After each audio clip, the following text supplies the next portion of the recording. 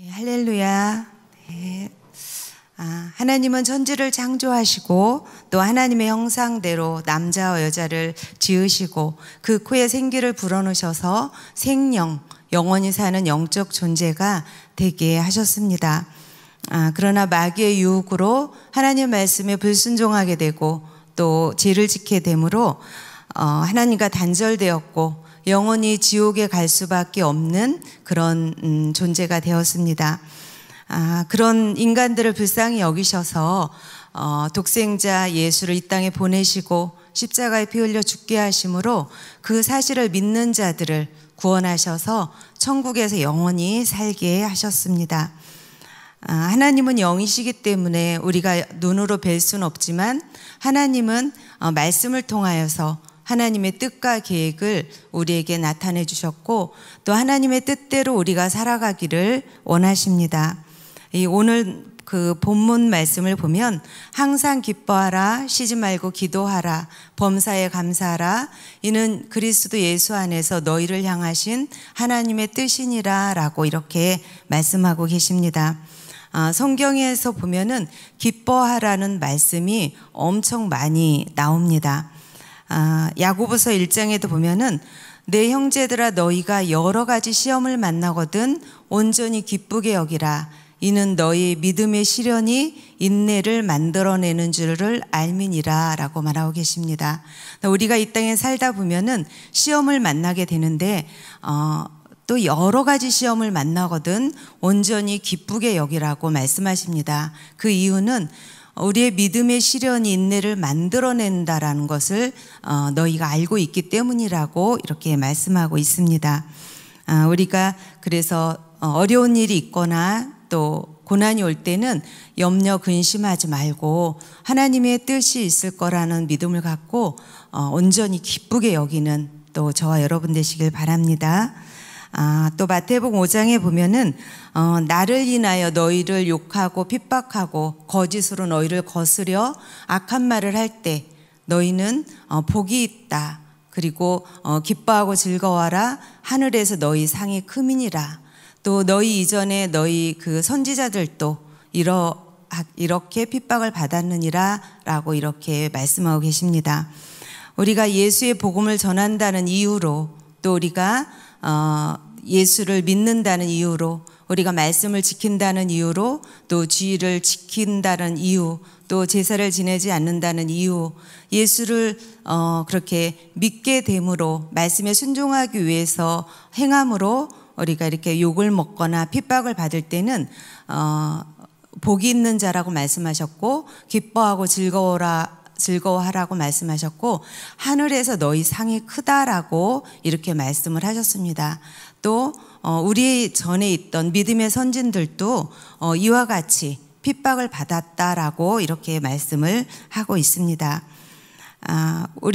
우리에게 이런 핍박이 오거나 또 우리를 욕하는 소리가 들릴 때는 우리는 내가 이제 예수쟁이가 되어가는구나. 내가 예수님의 고난에 참여할 수 있는 자가 되어가는구나. 이렇게 생각하면서 기뻐하시기 바랍니다. 베드로전서에서도 선을 행함으로 고난받는 것이 하나님의 뜻일진데 악을 행함으로 고난받는 것보다 나으니라 라고 말씀하셨어요. 베드로는 예수 복음을 증거하다가 옥에 갇히고 여러 가지 고초를 겪고 어려움을 겪었지만 선을 행하다 고난받는 것이 하나님의 뜻이라는 것을 알게 되었어요. 그래서 우리가 하나님의 일을 하다가 고난받는 것이 하나님의 뜻이고 또 그 고난에서 벗어나게 해주시는 것도 하나님의 뜻인 것입니다. 그래서 우리는 고난을 당하는 그것으로 끝나는 게 아니라 하나님께서 우리를 또 정금같이 연단하셔서 우리를 또 하나님의 일에 일꾼으로 쓰실 수 있다라는 것입니다.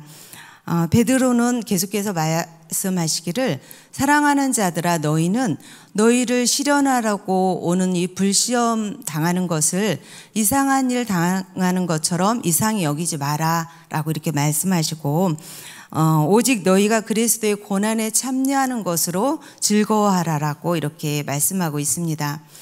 이는 그의 영광을 나타나실 때에 너희로 하여금 즐거워하고 또 기뻐하게 하기 위함이라고 말씀하고 있습니다. 너희가 그리스도의 이름으로 욕을 받으면 복 있는 자로다. 영광의 영 하나님의 영이 너희 위에 계심이라 라고 또 말씀하고 있습니다. 우리가 환난 중에도 즐거워할 수 있는 것은 환난은 인내를, 또 인내는 연단을, 연단은 소망을 이룬다라는 것을 우리가 잘 알고 있기 때문입니다. 우리가 또 사방으로 우겨쌈을 당하여도 쌓이지 아니하고, 또 우리가 답답한 일을 당하여도 낙심치 아니하며, 또 핍박을 받아도 버림받지 아니하고, 거꾸러뜨림을 당하여도 망하지 않는 것은 우리 안에 예수의 생명이 있기 때문입니다. 그 하박국 선지자가 고백하기를 비록 무화과나무가 무성치 못하고 포도나무가 열매가 없으며 감람나무에 또 소출이 없으며 밭에 식물이 없으며 우리의 양이 없으며 외양간에 소가 없을지라도 나는 여호와로 인하여 즐거워하고 나의 구원의 하나님으로 인하여 기뻐하리로다 라고 이렇게 고백을 합니다. 우리가 무엇을 했느냐에 따라서 이렇게 소유했느냐에 따라서 기뻐한다면 그 소유가 사라지면 또 기쁨도 사라지고 그 있었던 것이 없어짐으로 상실감도 생기고 더 이렇게 낙심하게 되는 것입니다. 하나님의 자녀로 거듭난 자들은 무엇으로 기뻐해야 되냐면 하나님께서 내 영혼을 구원해 주신 것으로 우리는 기뻐해야 되는 것이고 우리가 영원히 천국에서 살 수 있다는 것으로 기뻐해야 되는 것입니다. 빌립보서 4장에도 주 안에서 항상 기뻐하라. 내가 다시 말하노니 기뻐하라. 너희 관용을 모든 사람에게 알게 하라. 주께서 가까우시느니라. 아무것도 염려하지 말고 모든 일에 기도와 간구로 너희 구할 것을 하나님께 감사함으로 아뢰라. 그리하면 지각에 뛰어나신 하나님의 평강이 너희 마음과 생각을 지키시리라 라고 말씀하셨습니다. 그래서 우리는 주 안에서 항상 기뻐하시기를 원하시고 또 다시 말하노니 기뻐하시기를 원하신다라는 사실을 우리는 꼭 기억을 하셔야 됩니다. 우리는 모든 염려를 주께 맡기고 기뻐하는 자를 하나님이 또 기쁘시게 여기리라 생각합니다. 기도는 쉬지 말고 기도하라 라고 말씀하셨는데 기도는 내가 원하는 것을 하나님께 달라고 기도하여서 얻는 것이 아니라 이 기도는 하나님이 어떤 일을 이루시려고 우리 마음속에 소원을 주시고 그 소원을 이루기 위해서 우리에게 기도하게 하시는 것, 그래서 하나님이 그 일을 이루시는 것이 바로 기도라는 거예요. 하나님은 우리의 기도를 통해서 이 일해 나가신다라는 것을 우리는 기억해야 됩니다. 하나님께서는 창세 전부터 우리를 향하신 기쁘신 뜻이 있었어요. 그리고 그 기쁘신 뜻을 위해서 우리에게 마음에 소원을 두고 우리가 그것을 구하여서 하나님이 이루시기를 원하셨습니다. 기도는 응답을 받기 위해서 우리가 할 수도 있지만 기도는 또 하나님과의 이런 교제의 시간입니다. 우리가 기도하기 위해서 하나님 앞에 무릎을 꿇으면 맨 먼저 말씀에 비추어서 회개가 나오게 되고 또 하나님 앞에 또 우리를 또 이렇게 점검하게 되고 우리가 또 하나님 앞에 또 감사도 이렇게 나오게 되고 이런 일은 하나님이 기뻐하시는 일이구나. 또 이런 일은 하나님이 마음 아파하시는 일이구나. 이렇게 우리가 또 생각을 해서 우리의 마음을 또 이렇게 정리해 나갈 수가 있습니다. 하나님은 말씀을 통하여 우리에게 깨닫게도 하시지만 또 우리가 하나님께 드리는 기도를 통해서도 우리를 또 이렇게 깨닫게 해주십니다. 우리가 근데 기도하지 않으면 내가 지금 무엇을 잘못했는지도 알 수도 없고 내가 지금 가는 길이 바른 길인지도 우리가 또 이렇게 알 수가 없을 때가 있습니다. 그래서 우리는 늘 하나님 앞에 무릎 꿇어 기도함으로 우리가 의의 길로 생명의 길로 잘 가고 있는지 나 자신을 돌아볼 수 있는 또 하나님과의 그런 교제의 시간이 될 수 있는 것입니다. 우리가 기도를 꼭 해야 하는 이유가 에스겔 36장에 나옵니다. 바벨론의 침략을 받아서 이스라엘 백성들이 바벨론으로 포로로 끌려가고 또 예루살렘은 이렇게 황폐화가 되었습니다. 그때 하나님께서 말씀하시기를 바벨론으로 포로로 끌려간 이스라엘 백성들을 내가 돌아오게 할 것이고 또 황폐해진 예루살렘을 내가 회복시킬 것이다. 그리고 나 여호와가 말하였으니 이루리라, 이렇게 약속을 주셨습니다. 그런데 37절에 보면은 그래도 이스라엘 백성이 이와 같이 우리에게 이루어지기를 구하여야 할지니라 라고 말씀하셨어요. 하나님께서 계획을 세우고 그 일을 이루어 나가시지만 그 일을 이루실 때는 우리가 그렇게 기도를 하라는 거예요. 하나님이 약속하신 이 일이 우리에게 그대로 이루어지게 하옵소서라는 기도를 우리가 할 때 하나님이 그 일을 이루어 주시겠다라고 이렇게 말씀하십니다. 왜냐하면은 38절에 보면은 그리한즉 그들이 나를 여호와인 줄 알리라. 그러니까 하나님께서 그렇게 이루셨다라는 것을 우리가 기도를 해야만 알 수가 있다라는 거죠. 우리가 기도하지 않았는데 그런 일들이 일어나면 하나님이 해주셨다라고 인정하지 않고 그게 이렇게 되려니까 됐나 보다라든가 뭐 우연히 그렇게 됐나 보다라든가 이렇게 생각할 수가 있다라는 거죠. 그래서 하나님이 많은 축복의 말씀, 약속의 말씀을 우리에게 주셨지만 그 약속의 말씀이 내게 이루어지게 해달라는 기도를 우리가 해야만 하나님이 그 일을 이루시고 그 일을 행해 나가신다라고 이렇게 말씀하고 계십니다. 또 우리가 기도를 해도 바로 응답되지 않을 때가 있습니다. 그 다니엘서 10장을 보면은 다니엘이 전쟁에 대한 환상을 보게 되었어요. 그래서 그게 무슨 뜻인지 그 깨닫게 하기 위해서 하나님께 기도를 합니다. 그가 떡도 먹지 아니하고 포도주도 마시지 아니하고 또 기름도 바르지 아니하고 그가 슬퍼하면서 하나님 앞에 기도를 합니다. 그러나 바로 그 응답이 오지 않고 기도한 지 21일 만에 천사가 와서 이렇게 또 다니엘에게 얘기를 합니다. 다니엘아, 두려워하지 마라. 네가 깨달으려고 하나님 앞에 겸비하여 기도한 그날에 하나님이 들으시고 또 하나님이 응답하시고자 나를 보내셨지만 이 천사가 오는 동안에 바사국군, 그러니까 악한 영이거든요. 바사국군이 나를 막아서 내가 바로 오지 못하고 있을 때 그 미가엘이라는 천사장이 와서 나를 도와줌으로 내가 이제 올 수 있었다라고 이렇게 얘기를 합니다. 그러니까 우리가 하나님께 기도할 때는 정말 하나님의 마음의 소원을 이루기 위한 기도를 하면은 하나님은 바로 들으시고 그날에 우리에게 응답해 줄 수가 있거든요. 근데 그 기도가 우리에게 올 때까지는 중간에서 방해하는 악한 영이 있다라는 거, 그리고 우리를 돕는 천사와 그 악한 영과 그렇게 하늘에서 치열한 또 영적 전쟁을 치르고 이 땅에서도 방해하고 그런 전쟁이 일어나고 있다라는 걸 우리가 실감을 하고 이렇게 의식을 해야만 합니다. 그래야 바로 응답이 되지 않는다고 그래서 우리가 또 포기하거나 또 의심하거나 실망하지 말고 하나님이 나와 함께 하심을 믿고 끝까지 기도하는 여러분 되시기를 바랍니다. 에베소서에 보면은 우리의 씨름은 혈과 육에 대한 것이 아니요 정사와 권세와 이 어둠의 세상 주관자들과 하늘에 있는 악의 영들에게 대함이라 라고 말씀하고 계십니다. 우리가 무엇과 싸워야 될지를 우리는 그 주 적이 누구인지를 정확히 알고 우리가 싸워야 되고 또 이렇게 우리의 기도를 방해하는 악한 영들이 있다라는 걸 우리가 늘 기억을 하셔야 됩니다. 또 이 중보기도의 능력은 많은 분들이 경험해 보셔서 잘 아실 겁니다.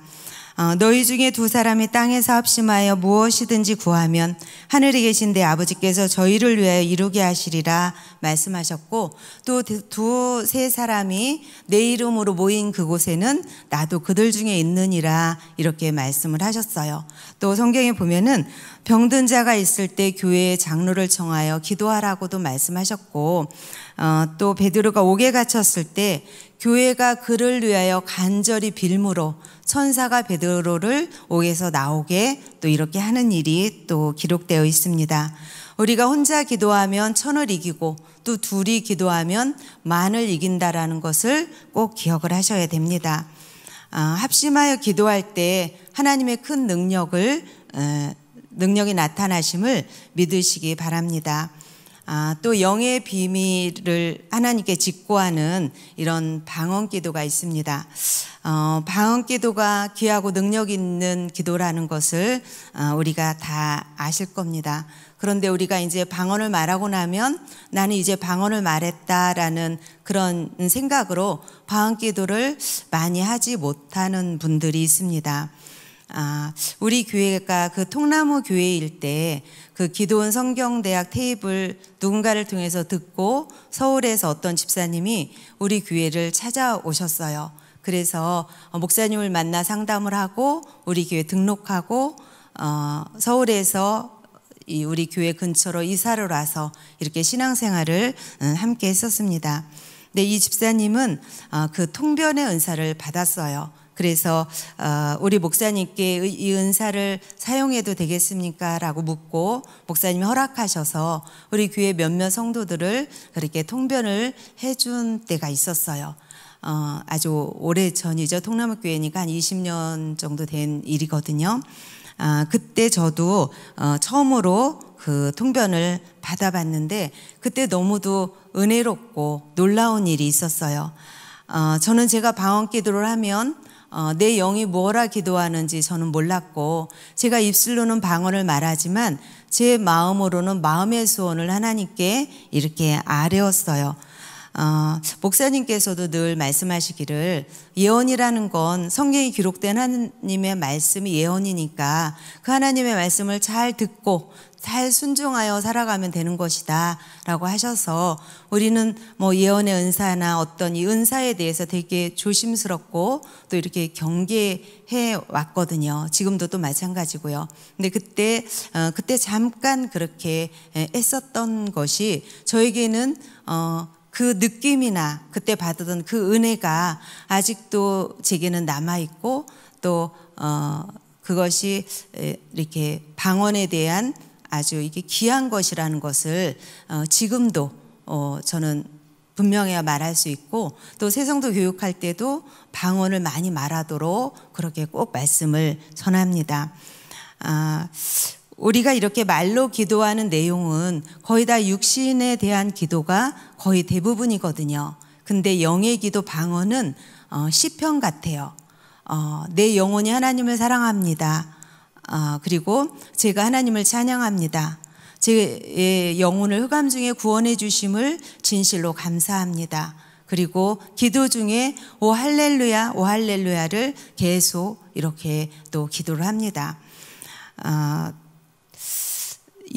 또 이제 그 하는 중에 제가 하나님께 드리고 싶은데 드릴 것이 없습니다. 제 심장이라도 드리고 싶습니다. 이런 기도를 하는데 그것이 제 영만 그러는 게 아니라 구원받은 영은 모두 다 그렇게 하나님을 사랑하고 하나님을 찬양하고 하나님만을 바라보고 오직 하나님께로만 향해 있는 것이 예수 믿는 사람들의 영이거든요. 그래서 내 영은 그렇게 하나님을 사랑하고 있다라는 것을 우리가 이렇게 또 인식을 해야 됩니다. 통변을 하다가 이렇게 잠깐 한 30초 정도 아무 말도 안 하고 시간이 지나니까 다시 또 이렇게 통변을 했어요. 그래서 왜 그럴까? 이렇게 생각을 하면서도 계속 방언을 했는데 다 방언 통변이 끝나고 나서 제가 그거를 물어봤어요. 왜 아까 잠깐 멈췄었나요? 라고 물어보니까 제가 이렇게 하나님 앞에 은밀하게 회개하는 부분이 있는데 그런 부분은 그분에게도 들리지 않게 하신다라고 하더라고요. 그래서 하나님은 정말 섬세하시고 인격이시고 사랑이시구나라는 것을 제가 그때 한번 또 이렇게 느끼게 되었습니다.